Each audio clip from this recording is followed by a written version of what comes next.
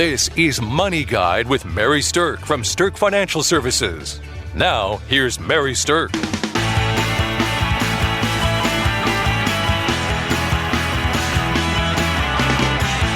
Welcome to Money Guide with Mary Sterk, and today we're talking about financial recovery after a divorce. Kind of a rough topic, but I guess I want to think about this topic as one of hope, not one of sadness, because once the divorce is done, then it's time to face forward and figure out how do you recover and what concrete steps can you take to put yourself in an even better position going forward. So today I have with me financial planner Julie Chadwick. And Julie, what would you say is the first thing that you really need to do once your divorce is done in order to figure out how to move forward? Well, and like you said, in a difficult time, it's, you really don't know where to pick up and start. So one of the most important things, first of all, is to assess that financial situation. Absolutely. That's going to be the first target for you to be able to sit down, dig in, and figure out, all right, what things do we need to make changes to, and how can we start moving forward? Right. And I think that the two biggest areas to assess have to do with your cash flow, now that you know what incomes are going to be coming in, and the actual assets that now you own. So during a divorce, sometimes it quickly happens and sometimes it takes a little while once the divorce is done for the assets to actually split. But most of the times there is an asset split, right? Mm-hmm. Somebody's going to get this account, somebody's going to get that account. You're going to split this one over here.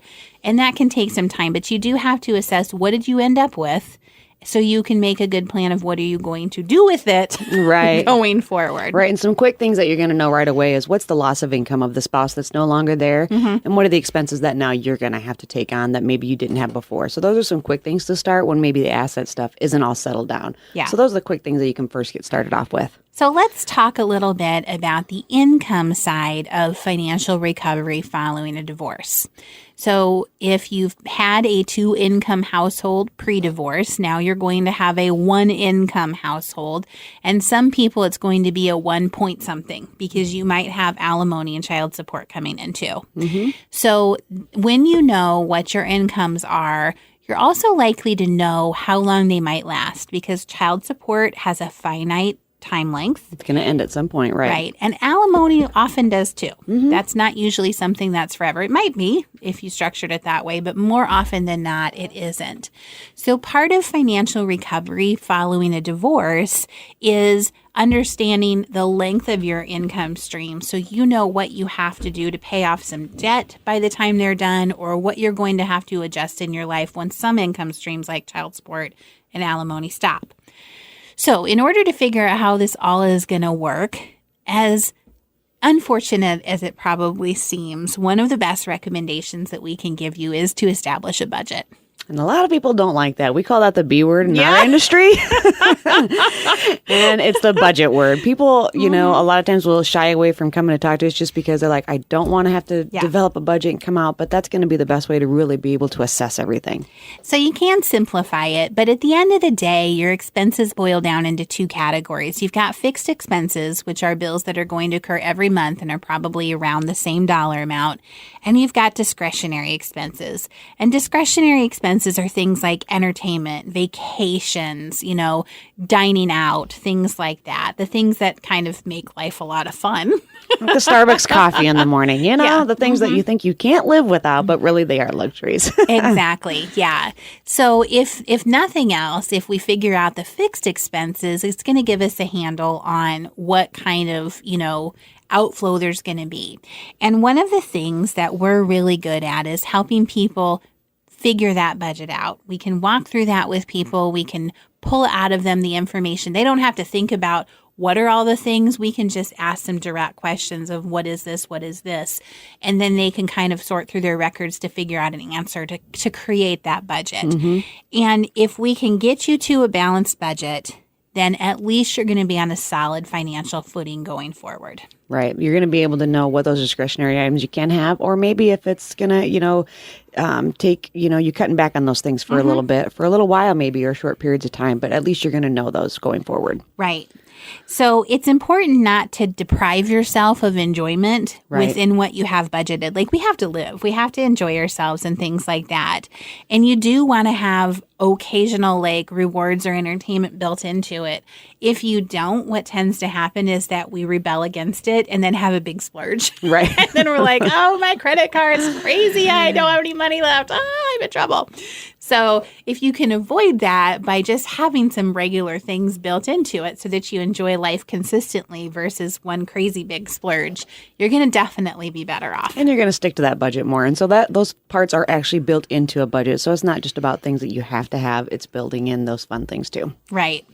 Okay, so part of figuring out what your bills are going to be is also going to be figuring out what your total debt load is. Mm-hmm.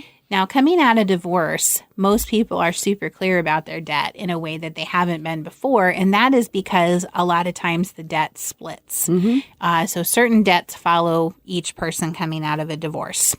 All right, so if you have debt coming out of a divorce, you have to understand if you're going to be able to maintain that debt payment. Mm-hmm. And the biggest one that I see impacting people following a divorce is the mortgage payment. Mm-hmm. So probably one of the bigger fights. So once you're not fighting about the kids, the next biggest fight tends to be about the house. Who's going to keep the house? Who's going to keep it, or who's going to pay for it, or if you're going to keep it and still get some help. So those things are what has to be hashed out. Yes, exactly. So do you need to have the same size of house post-divorce? There's probably one less person living in that space. Mm-hmm. Might be bigger than what you need. Yep. So do you need to have that much space, and can you comfortably afford the mortgage on it are the big questions you have to ask yourself. Now, I'm certainly not discounting the fact that kids tend to need stability and that keeping them in the same home is frequently a good idea from a psychological standpoint. That's not the piece that I'm talking about, but all of that aside, from a financial standpoint, is staying in a home with that mortgage payment something that's sustainable for you? Right. You really need to reevaluate that and just make sure that that's going to be something that is feasible for you to do, because otherwise, the aspect of the keeping the children and everything like that stable, if you are going to upset the apple cart by not being able to afford that home, that's going to cause problems in itself. Now, a lot of people leave a marriage with credit card debt. Mm-hmm. And so one of the things I want to speak to about getting yourself to financial recovery after a divorce is addressing that credit card debt. So first of all, you want to take a good hard look at what is the credit card debt, how much there is, where the balances are, and you want to find out what the interest rate is that you're paying on each card. Mm-hmm. Ultimately, at the end of the day, you may want to refinance that credit card debt into a single loan at a lower interest rate, or you're going to want to work really hard to pay down the highest interest rate balances first to get out from under that crippling rate. A lot of those are at 25%. I mean, the credit card rates are astonishing. Right. And sometimes you might not have been the one handling that in the relationship before when you were married. So it might be all new to you. So it's a really good time to get established and understand how all that works. Yeah. So far we've talked about assess your current financial situation, establish a budget, and get a handle on your debt. Those are some really, really big, important pieces. And none of that is considered fun planning. I totally get that. It's like the ugly part of the planning, but it's also the foundational pieces. Right. It's absolutely necessary for you to be able to move on and move past the divorce. Right. So if those are the areas that you struggle getting yourself to do, that's when you do need to reach out to Dooley. You need to reach out to a planner. You need to be saying, get me some help with the foundation part, because if you have a strong foundation, you can build from there. Absolutely. Those are the first things. All right. The next things to be thinking about then are reprioritizing and reevaluating what your financial goals really are. Mm-hmm. So once your foundation is built, you can start to look forward and say, okay, well, what's next for me? Right. Are you going to have those same retirement goals or the same goals that you had before? Because some of those things probably have shifted. Right. So a lot of people, when they think about their new financial goals post-divorce, they're thinking about, how do I set myself up for a strong retirement now that the divorce is done? They're thinking about, what's my education plan for children if they still have children who need to get through college age. They're thinking about their own education. So especially if you've been a spouse that's not been non-working or part-time, what do you need to do to get back into the workforce? Do you need education? Or is this a good time to think about a second career? So reprioritizing your own financial goals is really important. I also think that this is the time to think about what are the fun things that you want to have in your life and how can you use the money and the assets that you have to support that? This is the time to dream a little bit. Right. You want to put those, at least put those in there so you have those things to look forward to and to shoot forward to. So those are things that you have to include in it because you got to have that balance. Now, sometimes I see that people forget about the emergency fund side of this. They get so focused on just like surviving. They forget that they really do need to have some emergency funds to survive. And that's one of the goals that you have to prioritize as you're getting back on your feet is building up an adequate recovery fund or an adequate emergency fund. Now, the number can be different for everybody. So some people call it an emergency fund. Some people call it a comfort fund. I just say enough money for you to be comfortable. Right. There's some rules of thumb, though. So, Julie, what are the rules of thumb about how much emergency fund someone should have? You really probably want to shoot for maybe 3 to 6 months of income. So if something were to happen to you and you were unable to work, would you be able to have money in the bank for you to be able to still pay the bills and get the things done that have to continue on if you're not working? Yep. So sometimes we talk with people and they have way too much in there that, might be hurting them because it's not being invested maybe otherwise. Yeah, you're losing opportunity with that. Exactly. Or they don't have enough in there where, they take advantage, something could happen where if they do get off or if they're off work for some reason, they're going to go to the credit cards or something like that. So you want to have that amount in there. So 3 to 6 months is a good rule of thumb. But really, like you said, it's what they're comfortable with. What helps you sleep at night, knowing that you have that money in the bank. So that is something that's a personal choice. But at the minimum, we would say 3 months worth of income or 3 months worth of living expenses, just so you can get by in order to figure out what's your next move if something happens. Right.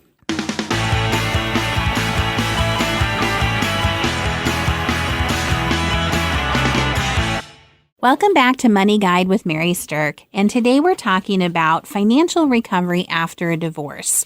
So we've talked about how you need to assess your current financial situation. We've talked about how to actually establish a budget and what's the important things that go into that, taking control of your debt, and then reevaluating and prioritizing your financial goals. Now, those are the foundational aspects of financial recovery. Once you're there, it's time to start making decisions about how to grow forward, which is the most beautiful part of financial recovery after a life event like this. Right. You want to put that piece of it behind you and you want to move forward and be able to move on to better new things. So, right. So one of the best things you can do for yourself financially as you're moving forward is to take control of your credit score. Right. So oftentimes in a divorce, a credit score has gotten damaged. Or you come out of a divorce and you find out that you don't have credit because all the credit scores were in your previous spouse's name. Right. People think that if they have a joint credit card, it might be reporting on both their names, but a lot of times it's just reporting on the primary cardholder's names. And if that was all your ex-spouse, then you might not have credit. So establishing good credit and or fixing your credit should be a focus in the year after your divorce. Right. So you want to pull that credit report, and a lot of all the places usually give you one time a year that you can pull those from all the 3 different major credit reporting agencies. Yep. So that's really important to get. That's your starting point to say, do I have credit, or is there any credit that's been damaged, or those things that I need to get fixed? So pull those credit reports. Yeah, you're going to look at them and be able to see where the dings are, and then you're going to be able to see what your score is, and ultimately you're wanting your score to be above 700 at minimum. So there are tips and tricks to the trade of improving your credit, and that's where talking to a credit counselor can come in handy, talking to a financial planner can come in handy. Matter of fact, we have other radio shows and podcasts that we've done that speak to how to actually build your credit. So if you're interested in that, reach out to us and we can give you the show so you can go back and listen to how to actually build and improve your credit. There's a lot of different moving parts in there. So once you've taken a look at that and gone into it, you want to make sure accounts that maybe you had jointly with your ex-spouse are closed. Make sure those things are closed and those are no longer there. Or if you maintained a balance or something like that, you want to make sure the name is changed. It's solely in your name, change beneficiaries, all that type of stuff. Yep. Okay, once you've got your credit, some focus on that, then you also want to be addressing your assets. So investment accounts that now are yours post-divorce we need to get them set up in a way that reflects your goals, your risk levels that you're comfortable, and the purpose of the money now in your life. So there are many things that go into that. You might have IRAs that were yours that you need to figure out what to do with. You might have your 401k that you need to figure out how to allocate in a way that is now for your life as a newly single person. You may have gotten some 401k or IRA money from your ex-spouse that's in your name or is in a type of an account called a quadro. And a quadro is how they split retirement accounts if that Is part current of the 401k is going to get split. And so you might have just regular investment accounts too, or cash that you need to figure out with. So the thing about it is you have to start making decisions about your investments, and you may not have been the spouse that ever did any of that. It might always have been your ex that handled it and your ex's financial guy that handled it. Right. Or even if you did handle it, things have probably shifted, right? Yes. So the dollar amounts, the strategies have changed, your retirement goals might have changed. So you need to reevaluate everything and get it back in line in your bucket planning strategy set up for you and your goals. Right. So this is where you do need to reach out to Julie and talk about how do you set up your assets in a way that are going to support you going forward. How do you make sure that they're set up to support your and align with your goals in your life now? Exactly. Yep. That's really important. Going along with that is looking at your insurance planning. So many of the insurances that we're talking about now are basics, like what does your car insurance and your home insurance need to look like? Do you still need umbrella coverage or not? But some of the more complex ones are, well, now that you're no longer married, what are your life insurance goals? Right. Has that changed as well? Do you Yep. need more insurance or do you not need as much? Right, exactly. Do you have children you're trying to protect, or are they grown adults and you're not so worried about that? A lot of times in a marriage, life insurance is there to protect a surviving spouse. And if Right. there's no longer a surviving spouse, that changes everything from a life insurance perspective. So you might be able to utilize assets that have been built up in life insurance for a better purpose now that aligns with your life. Or you may be able to spend less on insurance because your insurance needs have changed. Right. So evaluating those things is really important for someone post-divorce. Yep. The next part of it is the health insurance. You really want to review that and make sure you have adequate coverage. Things might have changed. Again, it's not going to be, it's just going to be you and possibly children or just you now. So those costs are really going to change on there. So it's making sure you have the adequate coverage for you, and if you have children, that they're covered as well, or who's taking care of that expense on the children's side. Right. Now, one thing that people don't realize is once you get a divorce and you move from a married tax bracket to a single tax bracket, that is a big, big tax difference. The tax implications of being a single filer versus a married filing jointly filer are pretty big, and Right. people don't have any idea that it works like that. So you are going to be in a different tax bracket most likely, and the way your assets are taxed are going to have different implications, like where you draw money from. Right. So it's very important that your financial advisor and your tax preparer are collaborating with each other to make sure that you're not paying unnecessary tax on anything. Right. We're really good at helping people understand what things they need to adjust and tweak if they need to. And therefore, we can share that with you and you can take that to your tax advisor. So we're all working together. Right. So the thing that you also have to keep in mind with this is the tax rules change. Right. So what Constantly. you think was supposed to happen with alimony because your friend who got divorced 5 years ago says it works this way is not how it works today. Alimony rules changed. A lot of the tax status changed when we had the last big tax overhaul. So you have to understand the tax implications of decisions you're making. And that means your financial planners have to understand tax management. They don't have to be tax preparers, but they have to understand tax management and be willing to collaborate with your tax preparer to make sure you set up the best possible tax situation for you. Now, the last thing we want to talk about in financial recovery after divorce is related to your estate planning and getting all your ducks in a row from an estate planning perspective. So what's the first move you need to make from an estate planning? You need to update those beneficiaries. Yep, get your ex off of there, baby. You see all too often, that's one of the things that people a lot of times forget. They might take the spouse off, some of the accounts, but not all of them. So it's really important to make sure you get that off there. First of all, update who the primary beneficiary is going to be. Get that will updated. The power of attorneys, those type of things. You might have had all them set up, and usually the primary is going to be the spouse. So you Right. want to get that updated first and foremost. So let's talk a little bit about rules of beneficiary. So primary beneficiary is who gets the money if you're dead. Mm-hmm. A contingent beneficiary only gets money if you and all primary beneficiaries are also dead. Right. Okay. Now, the caveat to that would be some wording that's called per stirpes. Stirpes is STIRPES. People ask me all the time, what's that word? And it's a Latin word that just means or their descendants. So if you say your primary beneficiaries are your 2 kids per stirpes, then if one of your children has passed away, their heirs would get their share. Right. Okay? Otherwise, if you don't have per stirpes on there, then their share is going to go to the other sibling that's mentioned in the contingent beneficiary. In the primary. Yeah. In the primary. Yep. So here's the thing with the beneficiaries is if you are in a situation where your children are all minors, then you don't really necessarily, you might not want to leave those children as the primary beneficiary because A, do you want your children running around loose with a lot of money when they get old enough to have it, which is 18 in most states, and B, what's going to happen in the interim, right? Exactly. Yeah. So here's the thing. If you're leaving money directly to your children, and if you pass away, those children are going to go live with your ex-spouse. Guess who's now in charge of the money? Your The ex-spouse, ex-spouse. right? So there's better ways to handle that. Right. So that makes getting your will done even more important because in your will, you can set up a trust that will be created at your death. It's called a testamentary trust. You can set that up so that these are the rules of the money and most importantly, who's in charge of the money for those kiddos. They can be in charge of doling it out up until the time that the children are older.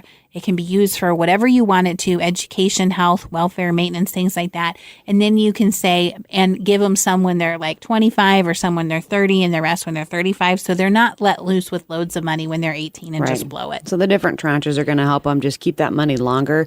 It's Right. going to, hopefully they'll be more mature by the time that they're getting it, but it's really going to make sure that your wishes are done and that money is going absolutely to the kids. Yep, exactly. Okay, so we hope that's been really helpful from the standpoint of what to do to actually take care of your assets, build your credit, address your investments and your insurance needs, take care of the estate planning things, and all of these things will help you on your road to financial recovery after a divorce. So thanks for listening to Money Guide with Mary Sterk. The views expressed are not necessarily the opinion of your audio provider and should not be construed directly or indirectly as an offer to buy or sell any securities or services mentioned herein. Investing is subject to risks, including loss of principal invested. Past performance is not a guarantee of future results. No strategy can ensure a profit nor protect against loss. Please note that individual situations can vary. Therefore, the information should only be relied upon when coordinated with individual professional advice. Securities and investment advisory services are offered through Woodbury Financial Services Incorporated, member FINRA SIPC. Insurance offered through Sterk Financial Services, which is not affiliated with Woodbury Financial Services Incorporated. Neither Woodbury Financial Services Incorporated nor its representatives provide tax or legal advice. You should consult a qualified attorney or tax professional to answer your specific questions. Sterk Financial Services is located at 350 Oak Tree Lane, Suite 150, Dakota Dunes, South Dakota, 57049, and can be reached at 605-217-3555.